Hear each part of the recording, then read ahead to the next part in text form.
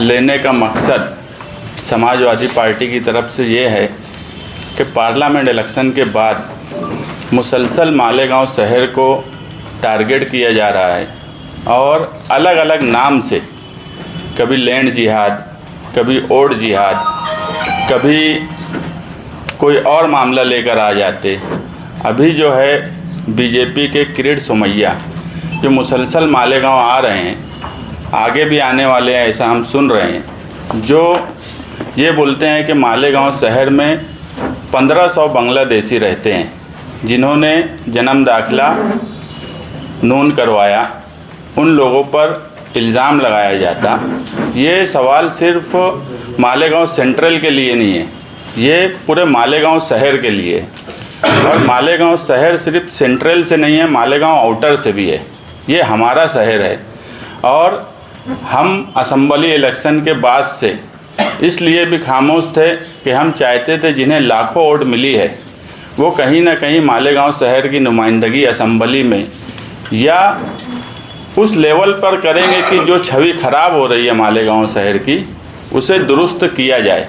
मुसलसल झूठे इल्ज़ामात लगाए जा रहे हैं। कल एक किरीट सोमैया ने मुंबई में एक प्रेस कॉन्फ्रेंस ली और उसमें जिन लोगों के नाम लिए गए कि इनके डॉक्यूमेंट जो बनाए गए वो इलीगल है, गलत डॉक्यूमेंट बनाए गए, उनके नाम जब लिए गए तो वो लोग हमारे कांटेक्ट में आए। उसमें नजमा बानो, अब्दुल शकूर, शबाना बानो, सलीम शेख, जावेद अहमद, फरीदा बानो, हनीफ अहमद, ऐसे कई लोगों के नाम लिए गए और ये कहा गया कि ये सब बांग्लादेशी है और इन सबको बांग्लादेश भेज दिया जाए। हो ऐसा रहा है कि मालेगांव शहर कभी भी यहाँ सब कुछ हो सकता, मगर कोई बांग्लादेश, पाकिस्तान यहाँ से आकर बसेगा, ये शहर उनको बसाएगा, ऐसा हो ही नहीं सकता। बीजेपी की सरकार है, केंद्र में भी और स्टेट में भी। अगर हज़ारों किलोमीटर से लोग आ जा रहे हैं तो उनकी एजेंसियां क्या करती हैं?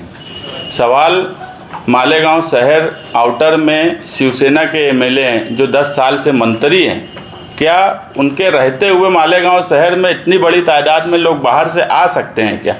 ये बिल्कुल झूठे इल्ज़ाम है। इससे सिर्फ हम आज जो हमारे मंत्री हैं, हम उनसे भी रिक्वेस्ट करेंगे कि छवि पूरे शहर की ख़राब हो रही है तो उन्होंने भी इसमें बोलना चाहिए कि ये इल्ज़ामात गलत हैं। और जो एक नाम बार बार बोला गया कि सलीम शेख, ये नौसारी गुजरात के, इनका आधार कार्ड है। ये बात सच है कि ये आदमी 17 साल पहले मालेगांव शहर में ये फैमिली रहती थी और कॉन्स्टिट्यूशन ने सबको हक दिया है कि वो हिंदुस्तान में किसी भी शहर में जाकर बस सकते हैं। तो आज नौसारी में 17 साल से रह रहे हैं। तो अगर वो जन्म दाखिले की उनके बच्चों को ज़रूरत पड़ी तो अगर यहाँ पर हैं, उन्होंने उनका पासपोर्ट दिया जिसमें जन्म मालेगांव लिखा है, उन्होंने दूसरे कई डॉक्यूमेंट दिए, आधार कार्ड जिसमें जन्म मालेगांव लिखा है। तो दिखती बात है अगर वो नवसारी में रह रहे हैं तो अगर उनको आज जन्म दाखिले की ज़रूरत पड़ी है तो वो मालेगांव आएंगे। हमारे भी बहुत से लोग जो यूपी में रहते हैं, खानदेश में रहते हैं, मराठवाड़ा में रहते हैं, अगर उनको ज़रूरत पड़ती है तो पाचोरा से भी कुछ लोगों ने जन्म दाखिला बना कर लाया। यूपी भी लोग गए जन्म दाखिला बनाने। जो आंकड़े दिए गए, इस तरीके से आंकड़े पेश किए जा रहे हैं कि बाहर नासिक में एक मेरा दोस्त रहता था, उसको भी लगा कि मालेगांव शहर में 1500 जन्म दाखिले कैसे बन गए। सच बात यह है कि मालेगांव शहर में जब जनवरी 2019 में नया नोटिफिकेशन केंद्र सरकार का आया कि जन्म दाखिला तहसील से एफिडेविट करके महानगर पालिका को दिया जाएगा, उससे पहले ये प्रोसेस कोर्ट से किया जाता था।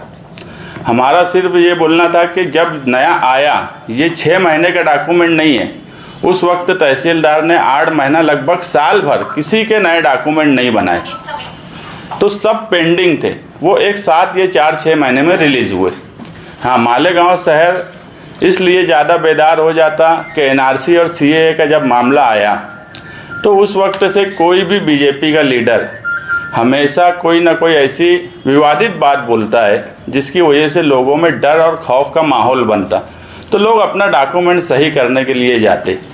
और एक बड़ी वजह डॉक्यूमेंट बनाने की ये है कि उस वक्त जब लोग एडमिशन लेते थे, मेरा खुद का 1 जून 1981 है, तो ज़्यादातर 1 जून ये सबको पता है, हर जगह का ये मामला है कि स्कूल में दाखिला लिए 1 जून बना लिया गया सर्टिफिकेट।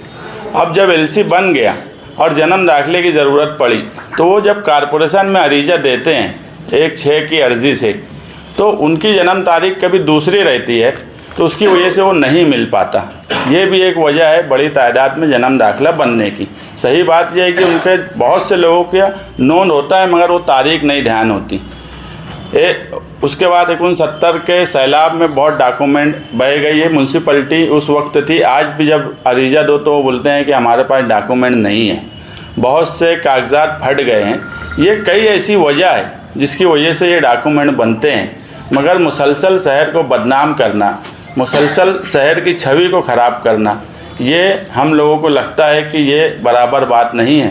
हम खुद तहसीलदार और महानगर पालिका को कहेंगे कि इसकी पूरी इंक्वायरी की जाए और इंक्वायरी करके 26 जनवरी से पहले ये लोगों में बताया जाए कि ये सारे इल्ज़ामात गलत हैं, इनकी ही सरकार है, इनके ही लोग हैं।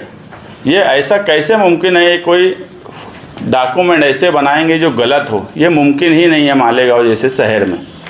उसके बाद और जिहाद की बात मुसलसल बोली जाती, जबकि हमने खुद देखा कि पिछला इलेक्शन जो कुणाल पाटिल कांग्रेस से हारे थे, वो 2,27,000 वोट से हारे थे। उस वक्त भी मालेगांव शहर में बीजेपी को 5,000 कुछ वोट थी। इस बार बीजेपी को सिर्फ 810 वोट मालेगांव से कम मिली। बाकी हमेशा बीजेपी को मालेगांव शहर में यही वोट मिली।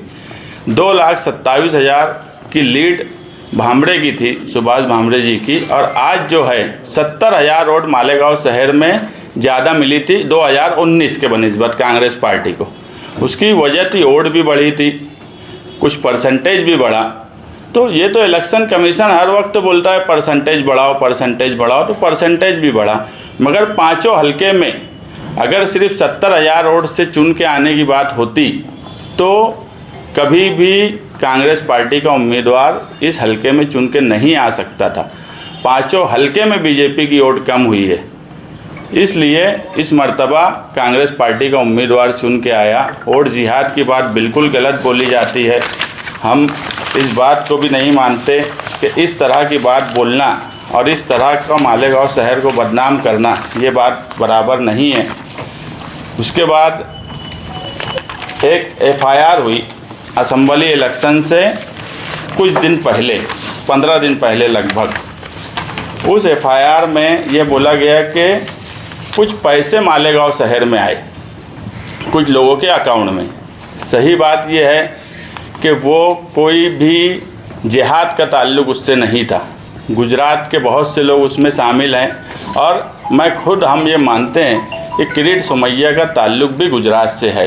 तो कहीं ऐसा तो नहीं है कि इंक्वायरी को कोई दूसरी तरफ ले जाने के लिए बार बार बोला जा रहा हो, क्योंकि जो छावनी में FIR हुई थी, जिन लोगों के नाम आए थे, जिन लोगों के अकाउंट में पैसे आए थे, आप सिर्फ उनके नाम सुन लीजिए। उन्होंने एक अपनी कंपनी बनाई थी, अलग अलग कंपनी के नाम से 11-12 अकाउंट खोले गए, जिसमें गणेश लोटन मिसाड़, प्रतीक पोपट जाधव, मनोज गोरख मिसड़, जयस लोटन मिसड़, राहुल गोविंद काड़े, राजेंद्र कुमार, धनराज देवीदास बच्छाव, ललित नानाजी मोरे, पवन पोपट जाधव, दिवाकर कैलाश घुमड़े, दत्तात्रेय कैलाश उसीरे, ये लोगों के अकाउंट में करोड़ों से पैसा आया।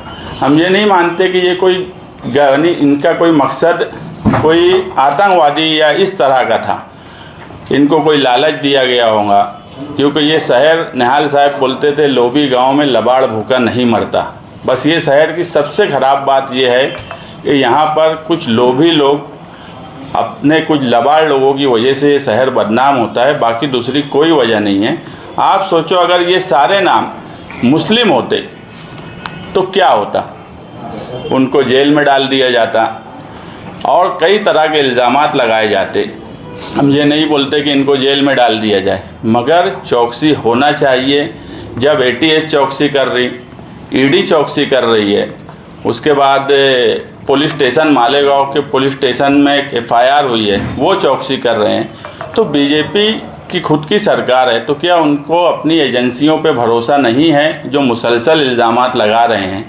जबकि होना ये चाहिए कि एजेंसियों पे भरोसा करना चाहिए। हम भी एजेंसियों पे भरोसा कर रहे हैं कि सच्चाई हर हाल में सामने आएंगी, मगर इन सब बातों को लेकर मालेगांव शहर में जो हालात बनाए जा रहे हैं, तहसीलदार पर इल्ज़ाम, पुलिस डिपार्टमेंट पर इल्ज़ाम, यानी ऐसा लगता है कि ये सब लोग गैर कानूनी काम करते हैं। तो कहीं ना कहीं ये सब चीज़ रुकना चाहिए, इन बातों पर रोक लगना चाहिए और ताकत से इन सब बातों की मुखालफत होना चाहिए। इसीलिए हमने आज प्रेस कॉन्फ्रेंस बुलाई है कि जो पेश किया जा रहा है वो सच नहीं है, सच कुछ और है और पेश इस तरह से किया जा रहा है कि मालेगांव की छवि खराब हो।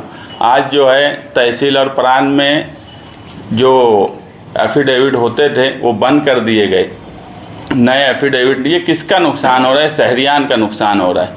मगर इस पर कोई ताकत से, जिनको नुमाइंदगी दी गई है, वो कोई ताकत से विरोध नहीं करते, ना ही ताकत से पेपर के साथ असेंबली हॉल में अगर कोई बात बोली जा रही है तो आप अपनी सफाई में पेपर के साथ वहाँ पर बात रखिए। हम आज ये प्रेस कॉन्फ्रेंस यहाँ रखे हैं। हमने सोबत आई बच्चाओं को भी यहाँ बुलाया था, मगर उन्होंने कल लेटर भेजा कि कोई वजह से वो आज एक दिन पहले प्रेस कर चली गई। मगर ये बात हम मानते हैं कि जब तक हम इस शहर में लीडरान को जगाते नहीं हैं, समाजवादी के लोग, उस वक्त तक लीडरान जागते नहीं हैं। तो लीडरान को भी जगाने का काम हमारा ही है और शहरियान को भी जगाने का काम हमारा ही है। मुझे तड़ीपार की नोटिस दी गई जो कि बिल्कुल गलत नोटिस थी। मेरे ऊपर कभी कोई क्रिमिनल केस नहीं हुआ, आज तक मैंने किसी को एक तमाचा नहीं मारा, ना हमारा कोई गैर कानूनी कारोबार है। मालेगांव शहर में कौन सी सियासी पार्टी का क्या है उस पर मुझे बहस में नहीं जाना है, मगर ये पूरा शहर जानता है, डिपार्टमेंट जानता है कि हम ना 2 नंबरी कारोबार करते हैं, ना हमारा कोई क्रिमिनल कोई काम काज है। हम सिर्फ़ और सिर्फ अगर करते हैं तो लोगों की सेवा के लिए जो काम होना चाहिए और जमहूरियत ने जो हमको हक दिया है उस पर ही हम हमेशा बात करते हैं। और उसके लिए अगर हम पर सियासी केस होता है तो ये एक आंदोलन और तहरीकी शहर में ये चीज़ें हमेशा से होती रही है, मगर मुझे अकेले को बार बार टारगेट करता है डिपार्टमेंट और ये चाहता है कि हम कुछ बोले ना, हम खामोश रहें। जबकि आप देखेंगे इस हिस्से के कुछ लोग जो मुसलसल मालेगांव शहर के हालात ख़राब करने की तरफ जाते हैं, उनके ऊपर पुलिस कार्रवाई नहीं करती। शिवाजी महाराज मुजस्समे पर जब सिविल हॉस्पिटल इस तरफ शिफ्ट करने की बात आई कुछ डिपार्टमेंट को, तो हमने एक आंदोलन किया। हमारे पास उस वक्त परमिशन था, उसके बाद भी पुलिस ने मुझ पर केस की और जो लोग आकर वहाँ पर धतिंग किए, चिरंजीव सामंत, श्याम देवरे, योगेश गौली, अमन परदेसी, ललित गोरस, अक्षय वाघ, ये लोग हमेशा से अलग अलग नाम से, कभी सकल हिंदू समाज, कभी कोई और तंजीम के नाम से, इस तरह के हालात पैदा करते हैं कि शहर का लॉ एंड ऑर्डर ख़राब हो। हमने कभी ऐसे कोई हालात पैदा नहीं किए कि शहर का लॉ एंड ऑर्डर ख़राब हो। हम हमेशा अमन और शांति के साथ ही हमारी तहरीक चलाते हैं, मगर उसके बाद भी मुसलसल हमको ही दबाया जाता। वो इसलिए भी मुझे लगता है कि जो मालेगांव शहर की छवि ख़राब हो रही है, तो अगर कोई इसमें ताकत से बोल सकता है तो वो समाजवादी के लोग ही बोल सकते हैं। इसलिए इनका मुंह बंद कर दिया जाए। बाकी तो इस शहर में जो नुमाइंदे और जो लीडरी कर रहे हैं वो सब गूंगे हैं, वो कभी फ़िरका परस्तों के खिलाफ़ डट कर बोलने की ताकत नहीं रखते। हम हमेशा फ़िरका परस्तों के खिलाफ़ डट कर बोलते हैं। हम वाहिद ऐसी मालेगांव शहर में पार्टी थी जो असेंबली इलेक्शन में कभी मजहबी नारे नहीं लगाए। हमने हमेशा सेकुलर मुल्क में सेकुलर तरीके से इलेक्शन लड़ा। हमें यहाँ तक बोला गया कि लोग अब मजहब का इस्तेमाल दोनों तरफ करने लगे हैं, तो भी हमने यही कहा कि अगर हमको वोट नहीं भी मिलेंगी तो भी चलेगा, मगर हमारे सियासी स्टेज से कभी मजहबी नारे या मजहब के नाम पर वोट लेने की हम कोशिश नहीं करेंगे। इस तरह की विचारधारा रखने वाले लोगों को अगर तड़ी पार करने की कोशिश की जा रही है तो ये शहरियान के सामने एक सोचने का सवाल है कि एक वाहिद पार्टी जो सेकुलर निहाल साहब के वक्त से वो मालेगांव आउटर के लोग हो, आज जो भी लोग इधर भी लीडरी या मेंबरी करते हैं वो सब निहाल साहब की कॉलेज में पढ़कर सियासत में आए हैं। आज वो लोग काम काज करते हैं। ऐसा नहीं है कि निहाल साहब ने सिर्फ उस हिस्से के लिए नुमाइंदगी की, निहाल साहब ने हमेशा इस हिस्से के लिए भी नुमाइंदगी की। इसलिए अगर इस हिस्से के लीडर आज बहुत बड़े हो गए हैं तो उनका भी काम है कि उस हिस्से के लिए भी कोशिश की जाए, उस हिस्से के लिए भी कुछ किया जाए।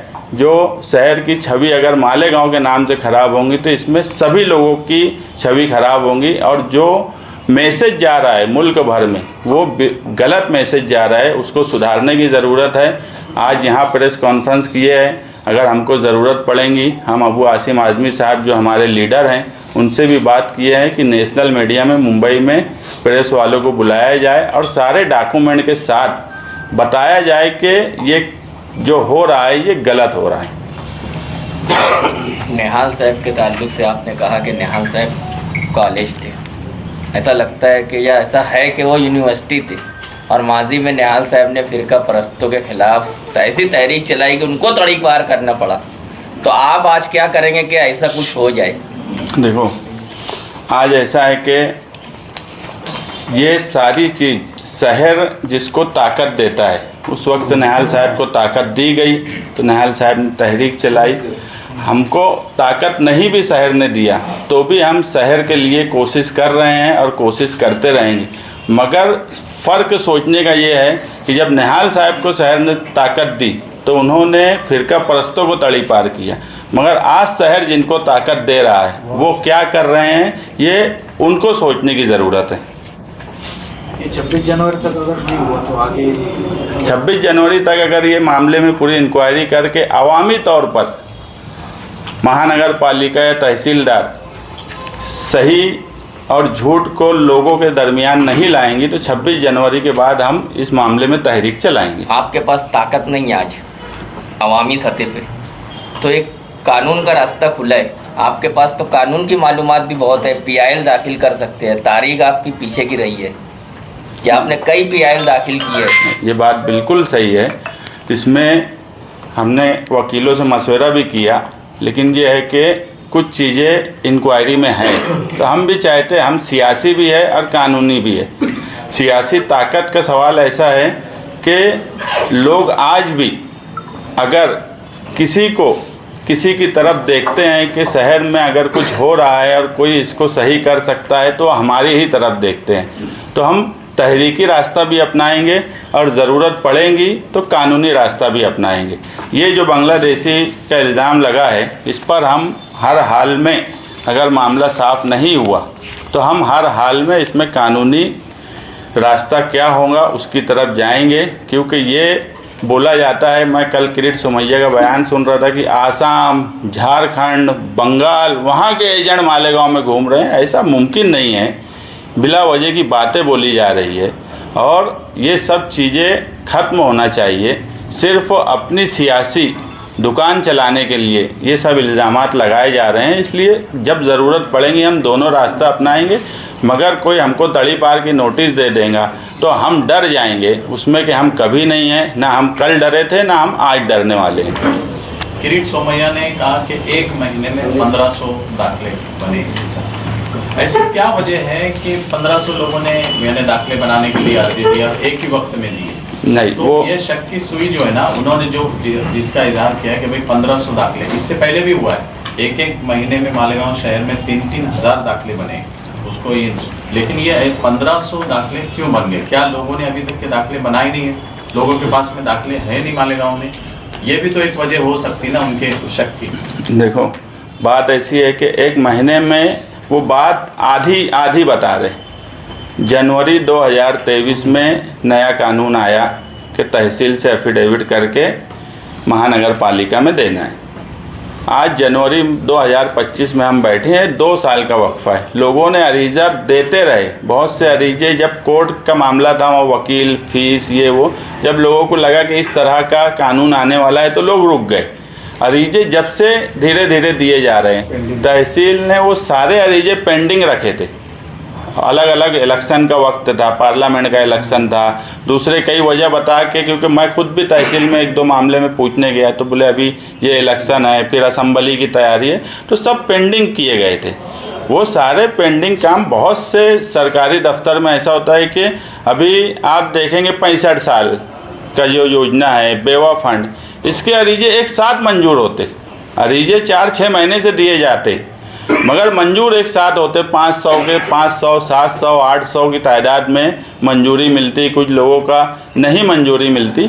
मगर अब उसको हम ये थोड़ी बोलेंगे कि ये 15 दिन में सब हो गए, ये तो सरकारी डिपार्टमेंट का मामला है कि वो पेंडिंग करते जाते। तो ये 1 महीने में बने हुए डॉक्यूमेंट नहीं है, 2 साल के डॉक्यूमेंट है। 1500 इलेक्शन की वजह से वो लोग लेट करते गए। तो इसमें आम लोग जो अरीजा दिए उनकी क्या गलती है? मैं क्या बोला कि उसको पेश इस तरह किया जा रहा है कि 1 महीने में बन गए, रियल में वो 1 महीने के डॉक्यूमेंट नहीं है। पहले ऐसा होता था कि मालेगांव शहर पे अगर कोई इल्ज़ाम लगाया जाता था या कुछ होता था, शहर में लीडर हो या कोई भी हो, उसमें ज़बरदस्त एहतजाज होता था, आवाज़ उठाई जाती थी, रास्ते पे उतर के आंदोलन किए जाते थे। लेकिन पिछले कुछ महीनों से नहीं, बरसों से ऐसा देखा जा रहा है कि कोई भी राणे हो, किरीट सोमैया हो, ये आ रहे, इल्ज़ाम लगा रहे, चले जा रहे। लेकिन मालेगांव शहर से एकदम खामोशी है, कोई भी लीडर बोलने को तैयार नहीं, सिवाय कमज़ोर लीडरशिप की निशानी है। लीडरशिप मालेगांव की कमज़ोर हो गई है, बिल्कुल कमज़ोर। प्रशासन से डरती, सरकार से डरती, पुलिस से डरती। एक नोटिस अगर दे दी जाए तो बंद कमरे में बैठ के बात कर लेते उनको मालेगांव। और वो इसलिए भी ऐसा होने लगा है कि जब किसी को ये लगता है कि यार बगैर कुछ करे ही मुझे वोट मिल रही है, तो करने की ज़रूरत क्या है? वही है ना कि फिर अगर मालेगावचा प्रश्नाविषयी, मालेगाव लँड जिहाद आणि वोट जिहाद संदर्भात मुख्यमंत्र्यांनी देखील विधानसभेमध्ये हा विषय घेतला। वारंवार तो विषय घेऊन म्हणतात की खूप दादांत कुठे हे सत्यता पाडण्यासाठी आपण काय प्रयत्न नहीं, उनको गलत बताया जा रहा है। मुख्यमंत्री को जो चीज़ें दी जा रही है, ये जो बताई जा रही है, यहाँ पर देखो लैंड जिहाद और ये सब मामले में मैं एक बात बोलता हूँ कि ज़मीन का कारोबार करने वाले लोग ही एक दूसरे के दुश्मन बने हुए हैं। जो गलत पेपर प्रोवाइड कर रहे हैं, गलत तरीके से पेश कर रहे हैं, हर कारोबार में अपने खुद के भी कुछ लोगों के आपस के मामले बिगड़ते हैं, तो उसको वो लोग चाहते हैं कि कोई नुकसान हो जाए, और इसके लिए ऐसे डॉक्यूमेंट या इस तरह की बात बताई जा रही है कि जिससे अब बीजेपी जो है हर बात को जिहाद से जोड़ देती। कुछ लोगों के आपस के कारोबारी मसले हैं उसकी, और ये कोई मालेगांव शहर में ही है ऐसा नहीं है, हर शहर में ये सब मामले रहते। मगर मालेगांव की जब बात आती है तो उसको मजहब से जोड़ दिया जाता, उसको दूसरी चीज़ों से जोड़ दिया जाता। तो जो मुख्यमंत्री साहब को बताया जा रहा है वो गलत बताया जा रहा है। आप मिलेंगे, आप बोलेंगे? हम अबू आसिम आज़मी साहब से बात करेंगे, क्योंकि हम तो डायरेक्ट मिल नहीं सकते। अबू आसिम आज़मी साहब, अगर हमारी बात उनसे होने वाली है, प्रेस कॉन्फ्रेंस की बात हुई है, उनसे हम बोलेंगे कि मुख्यमंत्री साहब से भी टाइम ले और उनके सामने भी सारे डॉक्यूमेंट रखे जाएं। मैं बोला कि पूर्ण ताकदीने विरोध करण्यासाठी तुम्ही सर्वपक्षीय यांना काही आवाहन करणार? हाँ, माजी में ऐसा हुआ था, असलाह मिला, बम ब्लास्ट हुआ, तो निहाल साहब सबको जोड़ लेते थे। आप अभी अकेले ये चल रहे हैं, आपके पास ताकत कम है, तो सबको जोड़ने का काम क्यों नहीं करते आप? हम लोग इलेक्शन के बाद से ये महसूस कर रहे थे कि जिनकी जिम्मेदारी है, आवामी नुमाइंदा जो होता है वो आवाम को जवाबदेह होता है। लेकिन हम लोग जो यहाँ महसूस कर रहे हैं कि जब आवाम पे इल्ज़ाम लगाया जाता है, शहर पे इल्ज़ाम लगाया जाता है, तो आवामी नुमाइंदा खामोश रहते हैं और वो सरकार और प्रशासन को और शासन को जवाब दे। ये जमहूरियत नहीं है। इसलिए हम लोग ये देखते रहे कि जिनकी जिम्मेदारी है वो बोलते हैं कि नहीं बोलते हैं। अब उन्होंने नहीं बोला तो मजबूरन हम जो है, हम सियासी लोग हैं, हम अवामी नुमाइंदा, हमको चुन कर नहीं दिया गया, लेकिन जो एक तारीख़ रही है हमारी साथी निहाल अहमद साहब की, तो इसलिए हम अपने आप को जवाब देते कि शहर पे जब आफत आई तो हम खामोश रहे, ये हम जवाब देते अपने आप को। इसलिए हम लोगों ने ये प्रेस कॉन्फ्रेंस ली, और इस प्रेस कॉन्फ्रेंस के ज़रिए जो जो लोगों की जिम्मेदारी है उनके खामोश रहने के बाद हम आज अपने दिल जो हमारा कचोच रहा था, तो आज प्रेस कॉन्फ्रेंस लिए। उनका भी काम है कि वो भी खुलकर जिसकी जो हद है, हमारी हद ये है कि हम आज प्रेस वालों के सामने मालेगांव शहर को साफ जो सही छवि थी वो बताया। हमारी हद ये है कि हम बहुत हुआ हमारे लीडर से मिल के नेशनल मीडिया के सामने बोलेंगे, लेकिन एक आवामी नुमाइंदा जो लोगों की ओर से चुन के आया है वो असम्बली के ऐवान में बोल सकते हैं, तो वो अपनी हद के मुताबिक, उनकी पहुंच के मुताबिक उनको भी काम करना चाहिए। पिछले चंद महीनों से मालेगांव शहर में मसाइल का अंबार है, अलग अलग मसले हैं, ये तो है और भी दूसरे मसाइल हैं, लेकिन जैसे इलेक्शन के बाद से जो खामोशी सबकी नज़र आ रही है, जिनको 1 लाख वोट मिले वो भी और जिनको कम वोट मिले वो भी, सारे लोग खामोश थे। तो क्या मालेगांव शहर के आवाम को हवा पे छोड़ दिए सारे लीडरों? मैंने कहा ना कि हम अपने आप को जवाब दे थे, इसलिए शहर का जो छवि निहाल अहमद मालेगांव ये था, इसी जब शहर पे आफत आई तो ये हमारी जिम्मेदारी थी हम अपने आप को जवाब देने के लिए शहर की छवि सुधारने की जो सही बात थी, सही छवि थी वो रखने के लिए। जिन लोगों की जिम्मेदारी है वो खामोश हैं, उसकी वजह ये है कि वो ये समझ चुके हैं कि हम अगर कुछ नहीं करते हैं तो भी वोट हमको मिलती है। ये कहीं ना कहीं शहर के लोगों की जो वोट दे रहे हैं वो सियासी सूझबूझ कम हो गई है, जिसकी वजह से लोग जो है, हमारी लीडरशिप इतनी कमज़ोर हो गई कि कोई भी आदमी उठ के आता है और मालेगांव शहर में झूठा इल्ज़ाम शहरियान पर लगाता है। ये हिम्मत जो हो रही है गलत फहमी पैदा करने के लिए, सिर्फ मालेगांव के लिए नहीं, वो पूरे हिंदुस्तान में मालेगांव की छवि ख़राब कर रहे हैं। उनको जवाब देना चाहिए था, जिनकी जिम्मेदारी थी। एक तो वो जवाब नहीं दे रहे हैं, उसके बाद वो इतने कमज़ोर है कि उठे छुटे कोई भी मालेगांव में आता है और इल्ज़ाम लगाकर चला जाता है। क्या ये उम्मीद की जाए कि निहाली पुराने अंदाज में आ जाएंगे वापस? देखो, जो सियासी शऊर है वो तो तादाद कम या ज़्यादा होने से ख़त्म नहीं हो सकता। मैंने कहा ना कि हम लोग अपने आप को जवाब दें, इसलिए हमारा जो रोल है सियासी तौर पे, जो मालेगांव शहर की तारीख है, मालेगांव शहर पूरे इलेक्शन में हमने यही बोला कि मालेगांव शहर कभी फ़िरका परस्ती को बर्दाश्त नहीं करता। यहाँ कभी कोई फ़िरका परस्त पार्टी पनपने नहीं दी साथी निहाल अहमद साहब ने। लेकिन जिस तरह का इलेक्शन में नारेबाजी हो रही थी, हमारी पूरी पहले दिन से लेकर आखिरी दिन की कैंपेनिंग तक हमने यही बोला कि इसका बहुत ख़राब मैसेज मालेगांव के ताल्लुक़ से पूरे हिंदुस्तान में जाने वाला है। लेकिन लोगों ने इस बात को नज़रअंदाज किया और ऐसा वोट दिया कि हम फ़िरका परस्तों की नज़र में आ गए।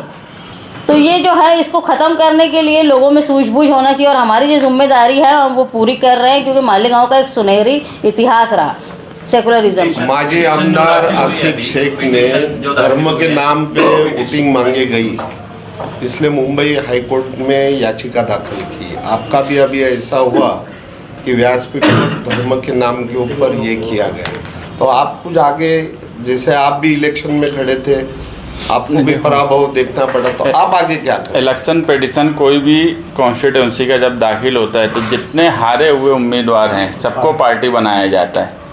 एक बात तो हमने खुद पॉम्पलेट देखा मालेगांव शहर में कि एक औरत क़यादत नहीं कर सकती, इस तरह का मजहब का नाम लेके वो बांटा गया। अब आसिफ शेख ने क्या पिटीशन दाखिल किया है, दिखती बात है कि टेक्निकली उनको हमको भी पार्टी बनाना पड़ेगा।